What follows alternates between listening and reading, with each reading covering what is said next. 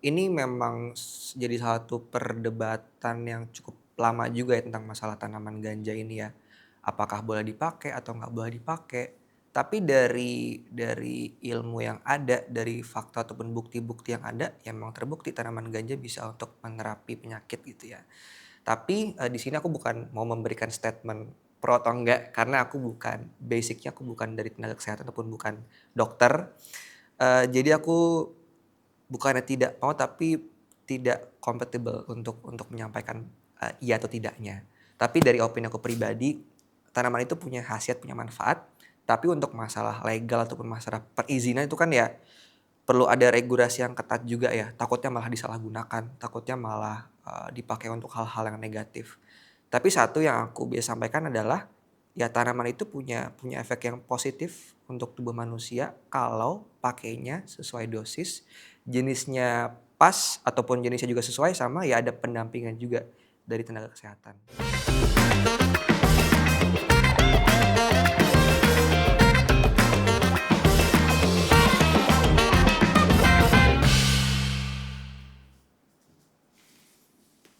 Halo Mas Halo Damas, Mas Taufik, selamat datang di Good Talk. ya terima kasih. Boleh Mas diperkenalkan Mas Damas ini siapa? Ya saya Damas, saya founder dari House of Herbs yang punya tagline, "Bikin rumahmu jadi apotek." Oke, bikin rumahmu jadi apotik. Kenapa tuh Mas?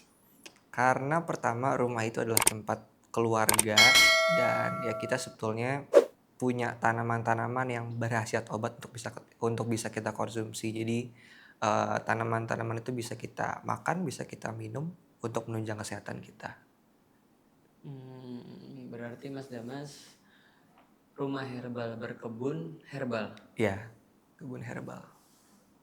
Kenapa Mas berkebun? Kan Mas Damas kan masih Gen Z ya. Gen Z kan dikenal dengan digital banget nih. Sedangkan berkebun itu kan hal yang tempo lama banget nih. Pace-nya lama, segala macem. Kenapa Mas memilih berkebun? Oke, pertama kenapa aku milih akhirnya berkebun, karena memang background-ku di, pertanian dan aku melihat tren sekarang itu anak-anak muda khususnya udah mulai menjauh dari dunia pertanian.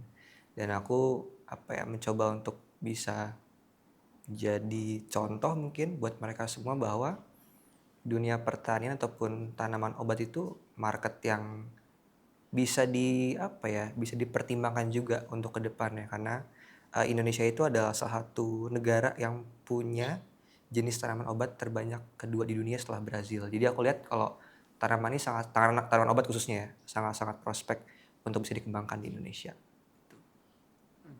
Bagi Mas Damas, berkebun itu maknanya apa sih? Apakah itu hobi atau cara menyeimbangkan hidup yang terlalu cepat atau bahkan bisnis? Kalau menurut aku pribadi berkebun itu kehidupan Mas, dalam artian kenapa berkebun itu kehidupan, kita nggak cuman sekedar nanam, kita nggak cuman sekedar panen, tapi ya bagaimana kita bisa membangun sebuah ekosistem kebun. Karena ya kalau kita balik ke zaman dulu gitu ya, nenek moyang kita, mereka semua kan juga petani, pelaut yang memang memanfaatkan hasil bumi. Jadi menurut aku berkebun bukan cuman sekedar nikmatin hasil panen, tapi bagaimana kita bisa hidup dan memberikan kehidupan bagi orang lain. Mas, tapi awal mulanya apa sih Mas Damas berkebun? Awal mulanya, reason terbesar.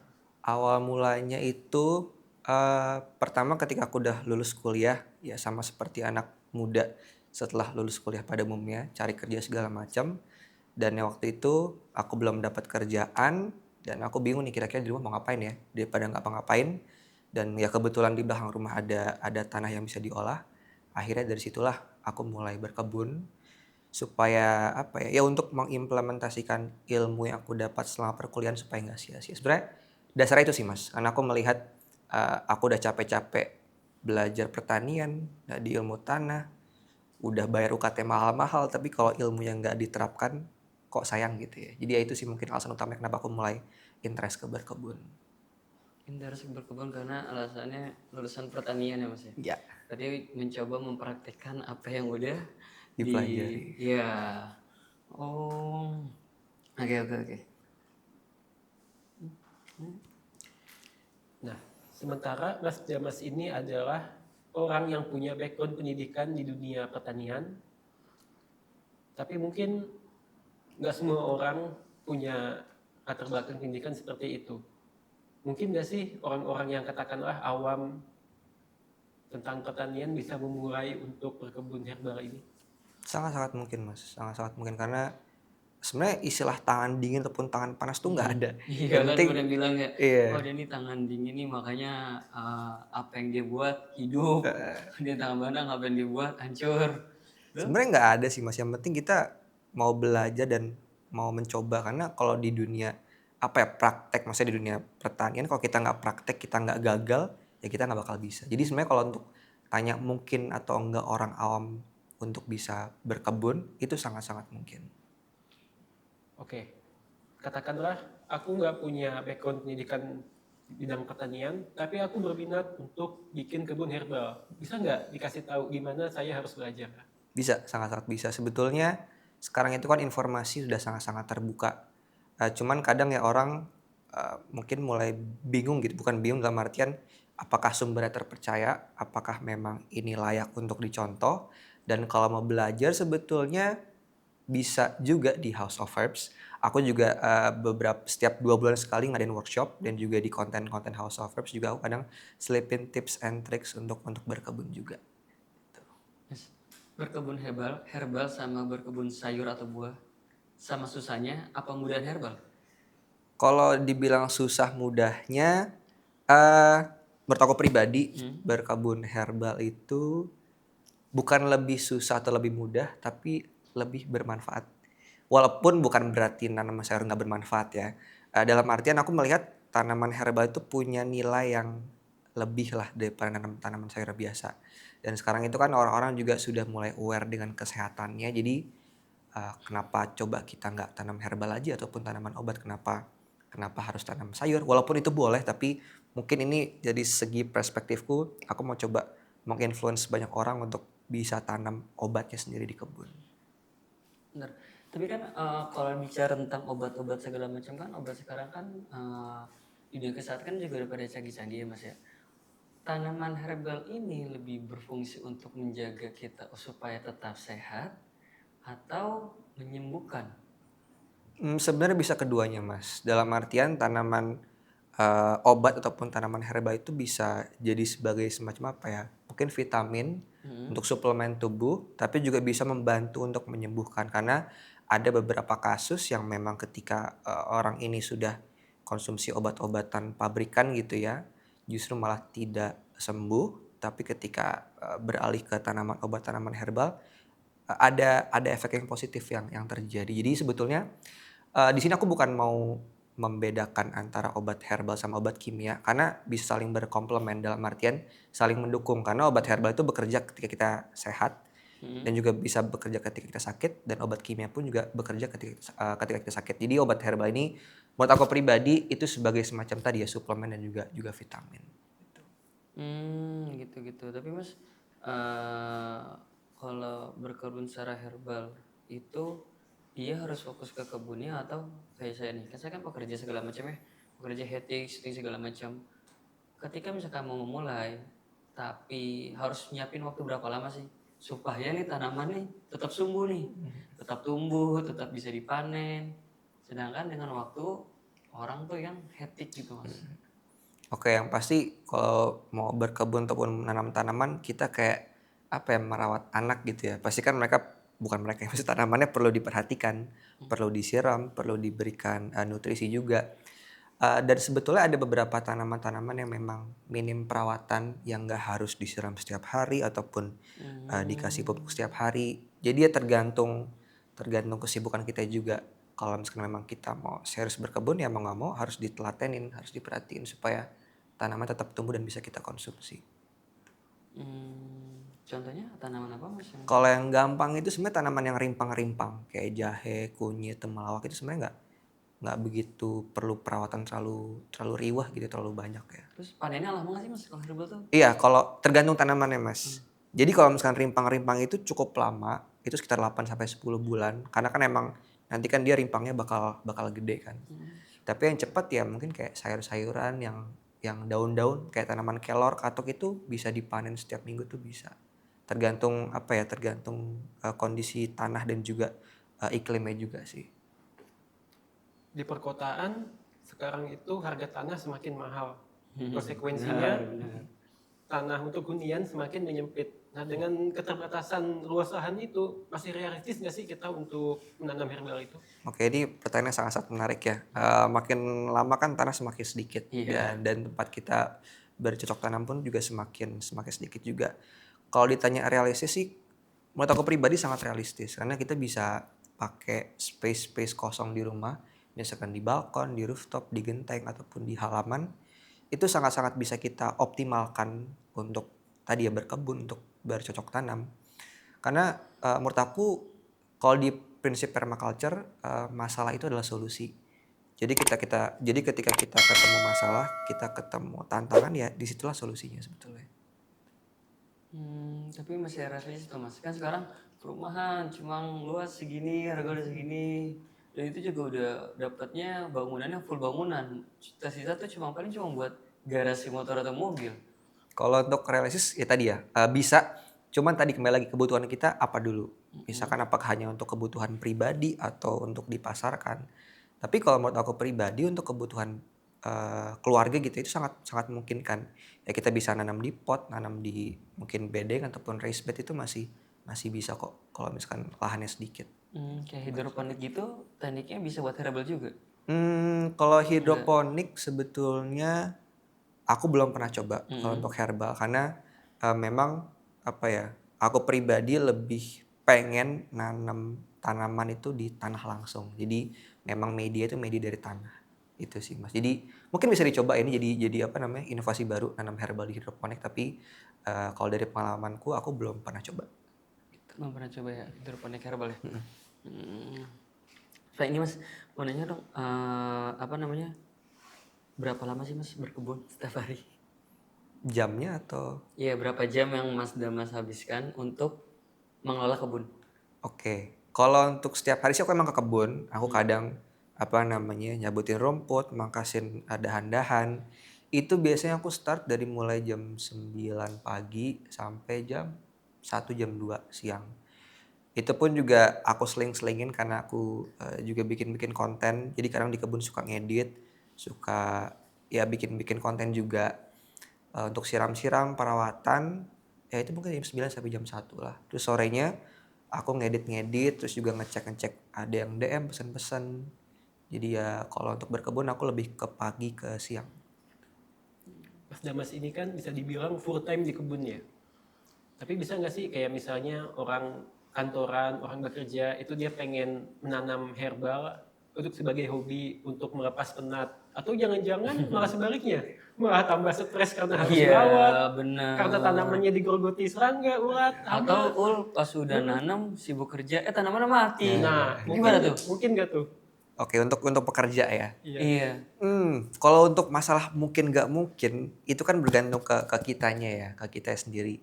Aku juga tidak bisa apa namanya menghakimi. Oh orang kerja misalkan 9 to 5 atau pagi sampai malam itu kan pasti mereka waktunya susah kan untuk bisa berkebun. Tapi kalau memang mereka niat, mereka mau, ya pasti bisa. Itu kan kembali ke pribadi masing-masing. Kalau mereka mau untuk belajar, mereka mau belajar berkebun ya pasti bisa. Mas, kasih bocoran dong, nilai ekonomi dari tanaman herbal ini seberapa besar sih? Soalnya petinggi kita aja sukanya nanamnya sawit, bukan herbal. Oke. Ya, waduh ini pertanyaannya cukup tricky ya. Kalau nilai ekonomis, menurut aku pribadi itu gimana bilangnya ya. Jujur aku pribadi tidak bisa menjawab secara gamblang karena memang aku juga bukan bukan penggerak apa ya, bukan jual tanaman obat yang secara masif. Jadi aku lebih ke person to person. Aku juga tidak apa namanya punya bisnis usaha tanaman obat yang banyak. Tapi aku rasa ini bisa bernilai sangat-sangat ekonomis. Karena yang pertama kita ngelihat tren sekarang itu orang-orang khususnya orang luar negeri ya. Mereka sekarang udah mulai beralih ke back to nature. Karena mereka melihat tanaman-tanaman obat itu apa ya, bukan nggak ada efek sampingnya tapi itu bisa bersifat lebih alami untuk tubuh. Dan kalau untuk di Indonesia sendiri, jujur aku kurang begitu mengerti bagaimana pasar tanaman obat di Indonesia. Tapi aku bisa bilang kalau marketnya itu ada dan itu bisa kita optimalkan dan ya bisa dicoba juga untuk bisa diperjualbelikan. Marketnya ada apa banyak mas? Apa cukup banyak? Kalau marketnya ini dari pengalaman aku ya Mas ya, dari pengalaman aku di sosial media yang pada akhirnya nanya, Mas jual bibit ini nggak, bibit itu nggak, Mas jual tanaman ini nggak, tanaman itu banyak yang tanya. Jadi menurut aku pribadi orang-orangnya ada dan mereka juga pasti interest sama tanaman herbal. Cuman ya kembali lagi bagaimana kita bisa mendeliver itu kepada pelanggan untuk mereka bisa terima dan mereka bisa merasakan manfaatnya. Oke, paling banyak yang DM masuk nanya tanaman apa? Paling banyak sih sebenarnya random sih Mas. Dalam arti misalkan nih aku lagi bikin konten tentang mimba, banyak yang Iya, nanya, mimba "Mas jual yang mimba kemarin nggak?" viral tuh. Iya, terus atau aku lagi bikin konten tentang lempuyang, "Mas ada lempuyang nggak?" Ataupun yang nanya yang lain juga ada ya, ada yang tanya, "Punya bibit kari nggak Mas? Punya bibit sambiloto nggak?" Sebenarnya eh, random aja sih Mas. Misalkan aku bikin konten apa, akhirnya itu yang banyak nanya kayak gitu. Mas, bentar ya. Kan dibilang tanaman herbal itu bisa menyembuhkan segala macam. Salah satunya yang gue lihat kontennya itu kan yang tanaman mimba ya. Tapi lu tahu dari mana mas kalau misalkan tanaman ini tuh gunanya untuk ini loh. Itu kan ada ilmu kesehatan itu. Nah itu tahu dari mana? Oke. Ya, jadi sebetulnya aku juga yang pasti belajar, aku baca buku, baca jurnal juga. Dan salah satu orang yang aku pelajari ataupun yang belajar sama beliau itu sebenarnya aku belajar sama Dokter Prapti. Jadi aku belajar sama beliau tentang tanaman obat, tanaman herbal. Dan sebetulnya itu kan bukan ilmu baru ya Mas ya. Dalam artian dari nenek moyang kita pun itu juga sudah dipakai. Jadi itu ilmu turun-temurun yang memang dipakai sama mereka untuk mengobati penyakit. Dan aku sempat tahu juga di Candi Borobudur itu ada namanya relief Karmawi Bangga. Jadi di relief itu tuh ada semacam gambar orang-orang zaman dulu. Itu mereka pada pakai tanaman obat. Kayak ada apa ya? Ada gambar di mana mereka numbuk tanaman ataupun lagi menyembuhkan orang. Itu kan artinya ya dari sejak zaman dulu tuh tanaman obat udah dipakai. Jadi ilmunya secara turun-temurun tuh udah ada. Cuman ya kembali lagi sekarang kan masuk ke dunia akademis ya, pembuktian seperti apa, Iya. ada zat-zat terkandungnya apa. Jadi itu yang aku pelajari ya tadi ya dari Dokter Prapti, dari buku, dari jurnal dan dari ya pengalaman hidup orang-orang yang sudah pernah mencoba obat tersebut. Maksudnya tanaman obat tersebut gitu. Oh tapi mas Damas sendiri pernah ngerasain manfaatnya? Apa ketika mas Damas sakit, teman atau keluarga pernah? Iya, pernah. Contohnya apa mas? Dulu itu aku pas umur 2 tahun sempat kena TB kelenjar sama amandel. Dan waktu itu disarankan dokter untuk operasi. Tapi karena usia aku masih kecil gitu ya, takutnya kalau dioperasi malah akibatnya fatal. Dan pada akhirnya orang tuaku itu ya memberikan terapi komplementer dalam artian obat dari dokter ada sama pakai obat herbal, sama tanaman herbal lah. Contoh kayak kunyit, waktu itu kunyit, pegagan, sama aloe vera atau lidah buaya. Jadi ketika orang tuaku menerapi dengan tanaman obat dan juga obat dari dokter, ya hasil positifnya ada dan makin lama makin sembuh dan akhirnya nggak jadi dioperasi dan ya akhirnya bisa hidup sampai sekarang. Gitu. Jadi Rizwannya juga udah ngalamin sendiri ya. Iya. Keren. Terus tantangan apa sih mas? Tantangan berkebun di era di tengah kota. Tantangannya apa? Apakah emang tanahnya kurang subur, airnya nggak bagus atau gimana mas? Tantangannya mungkin kalau buat aku pribadi lebih kepada bagaimana mendeliver banyak orang untuk bisa mulai aware dengan berkebun tanaman obat atau berkebun herbal ya. Maksudnya kalau dari segi tanah ataupun apapun itu sekarang udah banyak kok marketplace yang jual media tanam, jual pupuk organik. Itu bisa, cuman tantangannya adalah gimana membuat mereka mengerti, membuat mereka akhirnya juga bisa aware dengan kesehatan mereka dan membuat mereka mengerti sebenarnya gimana sih tips-tips berkebun, tips-tips merawat tanaman supaya nggak mati dan bisa dikonsumsi sendiri. Itu sih mas mungkin tantangannya kan. Tapi mas, kalau misalkan saya mau bertanam nih, contohnya contoh tanam ke tukang kebun, tukang pot pinggir jalan segala macam ya. Mas ini beli pupuk ini, beli tanam ini, mas taruh pakai ini biar hijau gitu segala macam. Itu apakah boleh dilakukan di taman herbal juga atau gimana mas? Soalnya takutnya kan itu ada bahan-bahan kimia ya, takutnya. Itu gimana? Kalau dari aku pribadi karena aku menerapkan berkebun dengan pendekatan permakultur. Jadi permakultur itu singkatan dari permanen agrikultur. Jadi kalau kita mau tarik dari etimologinya atau arti katanya agrikultur itu terdiri dari dua kata, ager sama kultura. Jadi ager itu artinya tanah, kultura itu artinya ya bagaimana kita bisa membudidayakan. Jadi sebenarnya agrikultur itu bukan berapa banyak panennya, kita mau tanam apa, tapi lebih kepada bagaimana kita membudidayakan ataupun menghidupkan tanah. Jadi apa ya, karena memang basicku di ilmu tanah, aku lebih condong kepada ya bagaimana kita bisa membuat tanah itu jadi sehat. Aku ibaratkan tanah itu kayak tubuh kita. Kalau tubuh kita sehat, pasti kan ya kita bisa aktivitas, kita bisa main segala macam. Begitupun juga dengan tanah. Kalau tanahnya sehat, pasti kan tanaman di atas juga sehat juga kan. Dan di dalam permaculture ini aku juga menerapkan bagaimana sebetulnya nutrisi ataupun pupuk itu juga bisa diperoleh dari contohnya sampah rumah tangga, dari kompos, dari pupuk organik cair yang memang itu 100% alami tanpa ada campuran kimia. Ya itu sih yang coba aku bawakan kepada masyarakat di sosial media bahwa sebetulnya ya pupuk itu kita bisa bikin sendiri kok. Kita bisa bikin tanah itu jadi subur kok.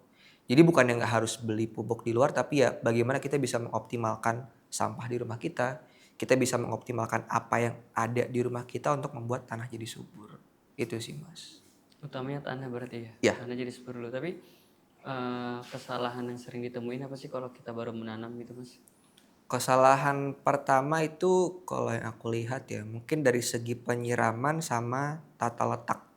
Jadi ada beberapa tanaman yang mereka itu perlu sinar matahari misalkan 6 sampai 8 jam mesti full sun. Ada yang cuma butuh misalkan 4 sampai 6 jam. Jadi ya nanam tanaman tertentu itu kita juga harus tahu mereka tuh butuh sinar matahari apa enggak ya. Mereka butuh air yang banyak apa enggak ya. Karena beberapa orang mungkin mikir, oh ini kalau gue siram tanaman airnya banyak mereka tumbuh subur nih. Tapi justru malah mati. Mati kenapa mati? Karena airnya terlalu banyak jadi jenuh, akarnya jadi busuk jadi mati. Jadi tadi ya mungkin dari segi memberikan air sama sinar matahari. Salah ya, kirain gua beli tanaman das. Pagi Siram-siram aja aja. siram, sore siram. Udah hidup sendiri, ternyata nggak gitu. Enggak gitu. Tapi ya ada beberapa tanaman yang mungkin butuh air yang banyak, tapi ada beberapa tanaman juga yang justru tidak terlalu butuh air yang banyak. Oh, banyak air juga mati. Tenggelam untuk bibi itu.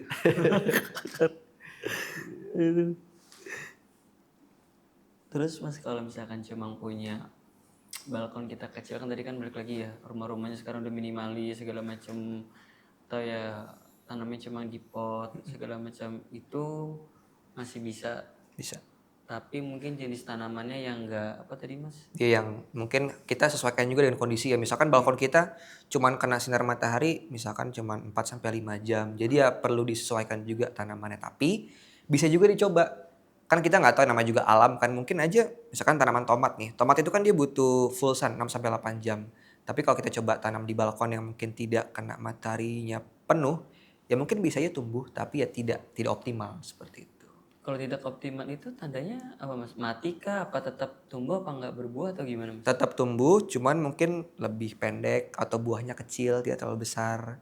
Karena kan matahari itu kan penting juga untuk pembungaan, untuk bikin buah. Jadi kalau misalkan tanaman tomatnya nggak terlalu kena sinar matahari banyak, ya biasanya tumbuhnya kerdil ataupun pendek, ataupun mungkin bisa berbuah tapi buahnya kecil-kecil gitu.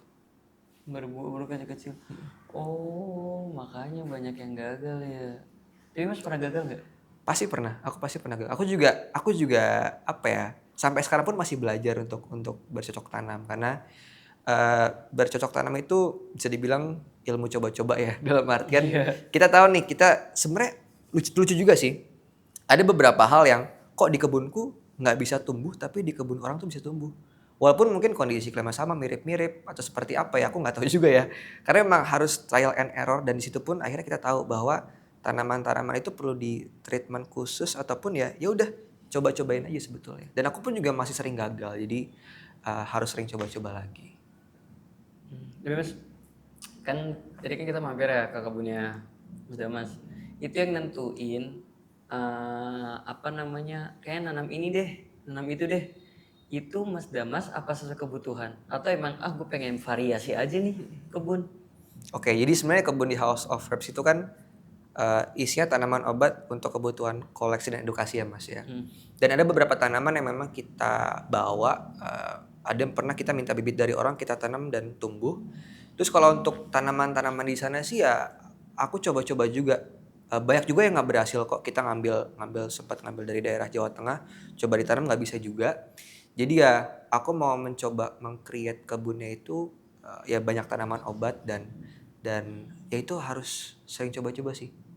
Untuk tahu, oke nih dia kayaknya masih di sebelah sini, masih sebelah situ. Karena ya tadi tanaman tuh punya karakteristik khusus untuk bisa tumbuh sebetulnya. Oke, Mas gue tadi kan kita bicara soal kebun tanaman segala macam, tapi tuh gue lihat ada ayam, ada penampungan air hujan. Itu apakah emang ada ilmunya penataannya atau emang suka-suka gue aja nih nge-layout? Iya ada ilmunya sih Mas. Jadi kalau di permaculture itu sebenarnya ada 12 prinsip. Salah satunya adalah catch and store energi, tangkap dan simpan energi. Jadi kenapa di kebun House of Herbs itu ada tadi ya rain harvesting atau penampung atau ya panen air hujan. Jadi sebetulnya itu satu prinsip yang aku coba terapkan, prinsip permakultur yang coba aku terapkan untuk bisa memanen air hujan. Tujuannya apa? Tujuannya yang pasti menghemat air dan juga untuk siram-siram tanaman di kebun, terus juga untuk kebutuhan air di kolam juga. Dan kalau untuk penempatan tadi kayak kandang ayam ataupun raised bed ataupun kolam atau cabin, Yeah. itu sebetulnya juga ada ilmunya juga. Jadi kalau di permaculture itu ada namanya zonasi. Zona 0, 1, 2, 3. Jadi zonasi itu didasarkan kepada seberapa sering ataupun intensitas kita ke zona tersebut. Jadi itu memang ada ilmunya di permaculture, bagaimana kita bisa mendesain sebuah kebun. Kenapa misalkan nih, kenapa kita taruh kandang ayam di sebelah sini, kenapa kita taruh kompos di sebelah sini. Karena permaculture itu bagaimana kita mendesain sebuah kebun bukan apa ya, bukan menebang ataupun bukan meredesign ataupun merusak, tapi bagaimana kita mendesain kebun itu sesuai dengan ya asli kebun itu. Misalkan di situ udah ada pohon yang udah gede, memang sudah ada sebelum kita mendesain. Jadi kita juga harus apa ya, tahu juga bagaimana kita bisa membuat pohon ini masuk ke dalam bagian dari desain. Jadi memang ada ilmunya, memang ada pelajarannya di permaculture gitu. Gitu. Oke, Mas, ada beberapa tanaman dengan khasiat medis yang itu bisa dibilang Dilarang. ya dilarang atau sangat terbatas lah menurut hukum Indonesia. Katakanlah misalnya ganja yang itu dikategorikan sebagai narkotika atau kratom yang itu bisa diekspor tapi untuk konsumsi dalam negerinya sangat sangat dibatasi lah. Menurut Mas Damas ini bagaimana terhadap fenomena tersebut? Apakah Oke. perlu atau sebaliknya? Oke, iya. Yang pertama pasti aku percaya kalau setiap tanaman itu punya khasiatnya ya, punya manfaatnya masing-masing. Dan ini memang jadi satu perdebatan yang cukup lama juga ya tentang masalah tanaman ganja ini ya. Apakah boleh dipakai atau nggak boleh dipakai. Tapi dari ilmu yang ada, dari fakta ataupun bukti-bukti yang ada, ya memang terbukti tanaman ganja bisa untuk menerapi penyakit gitu ya. Tapi di sini aku bukan mau memberikan statement pro atau enggak, karena basicnya aku bukan dari tenaga kesehatan ataupun bukan dokter. Jadi aku bukannya tidak mau tapi tidak compatible untuk menyampaikan iya atau tidaknya. Tapi dari opini aku pribadi, tanaman itu punya khasiat, punya manfaat. Tapi untuk masalah legal ataupun masalah perizinan itu kan ya perlu ada regulasi yang ketat juga ya. Takutnya malah disalahgunakan, takutnya malah dipakai untuk hal-hal yang negatif. Tapi satu yang aku biasa sampaikan adalah ya tanaman itu punya efek yang positif untuk tubuh manusia kalau pakainya sesuai dosis, jenisnya pas ataupun jenisnya juga sesuai, sama ya ada pendampingan juga dari tenaga kesehatan. Jadi mungkin itu yang bisa aku sampaikan karena backgroundku bukan dari dunia medis, jadi itu opini pendapatku tentang tanaman ganja itu. Dul. Sesuai dosis. Tuh. Ya. Oke. Mas bentar. Jadi kan cerita di rumah itu kan buat edukasi juga ya, workshop dan macam. Sasarannya Gen Z yang suka melek. Tapi ketika lu bikin workshop itu Gen Z datang apa kebanyakan milenial atau kebanyakan bapak-bapak pensiun yang pengen ada aktivitas aja nih di rumah. Itu ya kan, Wan? Oke, ini juga aku juga melihat apa namanya cukup unik juga nih Mas. Jadi apa ya? Kalau kalau di followersnya House of Herbs sendiri itu memang kebanyakan perempuan followersnya. Untuk range usia kalau nggak salah aku cek terakhir itu sekitar 30 sampai 50 tahun. Itu kan artinya Gen Z kan nggak masuk Nggak ya. masuk. Tapi ada juga followers yang Gen Z. Cuman ketika aku ngadain workshop, ngadain kelas-kelas berkebun, jujur yang paling banyak itu ibu-ibu di usia mungkin 30 sampai 50 tahun. Marketnya sih lebih ke perempuan ya. Karena aku melihat sebenarnya perempuan itu apa ya? Mereka ini kan salah satu penggerak di keluarga. Dalam artian mereka merawat anak, merawat suami. Jadi mungkin mereka ada kebutuhan untuk bagaimana mereka bisa menyehatkan keluarganya melalui belajar herbal juga. Dan untuk Gen Z sih ketika aku ngadain workshop sempat ada beberapa Gen Z yang ikut, tapi mostly atau kebanyakan sih ya lebih ke ibu-ibu yang sudah berkeluarga. Itu sih Mas. Oke Mas, menurut Mas nih ya, berkebun herbal atau menanam tanaman herbal itu gaya hidup apa emang kebutuhan? Gaya hidup atau kebutuhan? Sebetulnya menurut aku pribadi menanam herbal itu dua-duanya. Gaya hidup juga, kebutuhan juga. Jadi apa ya? Misalkan nih kita tahu kita sakit apa dan kita tahu obatnya apa atau herbalnya apa. Let's say yang simpel-simpel lah. Misalkan batuk pilek. Batuk pilek kan ya kalau misalkan kita orang-orang yang tidak mungkin yang belum mengerti tanaman obat, kita konsumsi obat di apotek kan. Tapi sebetulnya dengan jahe, dengan kencur, dengan apa namanya herbalnya tuh bisa diobatin juga. Jadi sebetulnya tergantung kitanya. Kita sakit apa, kita mau tanam apa. Jadi lebih kepada ya kesadaran kita, kembali lagi kesadaran kita masing-masing. Bagaimana kita aware dengan tubuh kita, aware dengan lingkungan kita supaya apa yang kita konsumsi itu juga nggak sembarangan. Nggak sembarangan. Tapi pernah kepikiran nggak sih Mas? Tadi kan dari tadi kita kan yang gue pikirin kita bicara bertanam segala macam karena mikirin gue, oh tanaman nyoba tanam tuh sulit tapi lu bilang mudah. Nah ngolahnya lebih sulit ngolahnya apa nanamnya? Mengolah tuh apakah sampai dikonsumsi atau gimana? Iya dikonsumsi. Oke, kalau lebih susah ya. Aduh, ini kalau menurut perspektif orang-orang mungkin beda-beda ya. Tapi kalau menurut aku pribadi, susahnya itu adalah merawatnya sih. Bagaimana kita menjaga tanaman itu juga yang nggak cepat mati, nggak keserang hama.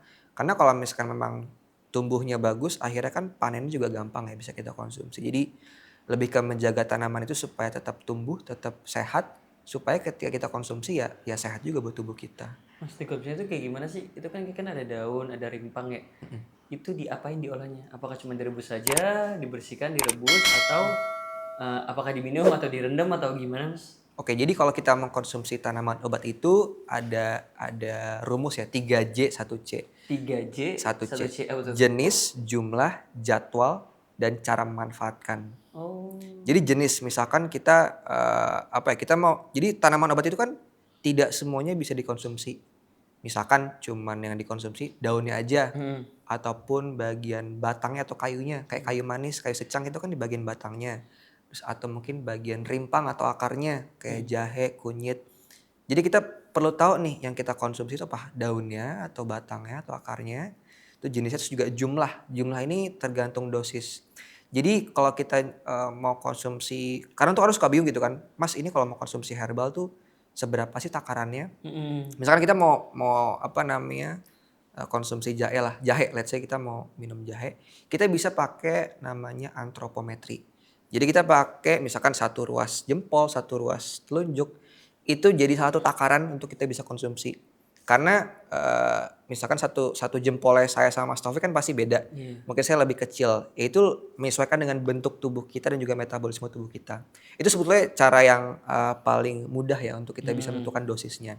Tadi jenis, jumlah, jadwal. Nah jadwalnya kita juga perlu tahu apakah kita makannya konsumsinya sebelum makan, setelah makan, atau pas waktu pagi.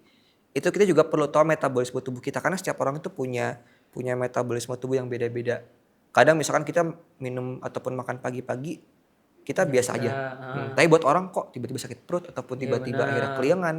Itu juga bisa jadi hal yang perlu kita cermati juga. Sama terakhir tuh cara memanfaatkannya. Kan jenis, jumlah, jadwal, dan cara memanfaatkannya. Apakah diseduh, apakah dimakan langsung atau direbus, itu setiap tanaman atau setiap daun, rimpang, batang itu punya cara yang masing-masing. Itu sih. Jadi 3 aja harus cek. Jenis, jumlah, jadwal, dan cara memanfaatkan. Mimpi terbesar Mas Damas.